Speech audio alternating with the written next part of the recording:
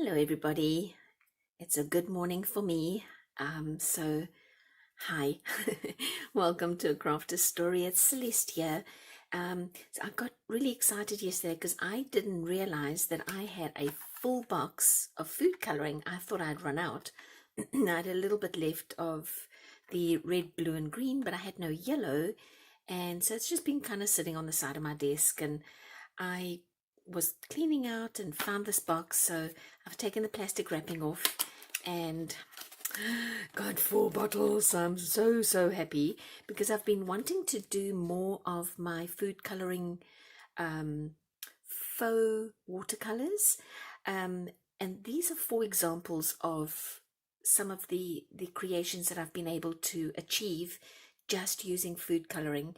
And as you can see, there is no sort of peachy color in this mix, but if you mix them just like regular paint or regular watercolor, you can achieve some of these gradations or of color. So I'm going to put these guys aside, and I want to replicate some of these to a degree, because I had quite a few different ones, but I've been using them up in my journal pages. And let me see if I can find one quickly without taking up too much. Oh, here's one. Here's one that I did that I'm now using as a little journal card. So there's a lot that you can do once you've put your color down, let it dry, you can then doodle on it. So to a degree, today is a doodle video, and it's just doodle with food coloring. I'm going to start off just by putting a little bit of color into these little trays. And I'm not, when it comes to food coloring, I don't really know what I'm going to get. So I just, in all honesty, put some color down, mix it, put it on the paper, and go with that, and just see how it turns out. Sometimes I have a more pastel result. Sometimes it's a little bit more, a little darker, a little more intense. And as you can see, I'm just putting 1 drop into the little holes here, my little palette, because it's very concentrated. You don't need a whole bunch. So I can probably do that later. So I do have green, and this one actually has a spout on it. The last one I got didn't have a spout on it, and I landed up getting green food coloring all over my fingers. So I'm going to do a little extra on the green and yellow, and right now I can't really see what's what, because except for the yellow, because it's so concentrated.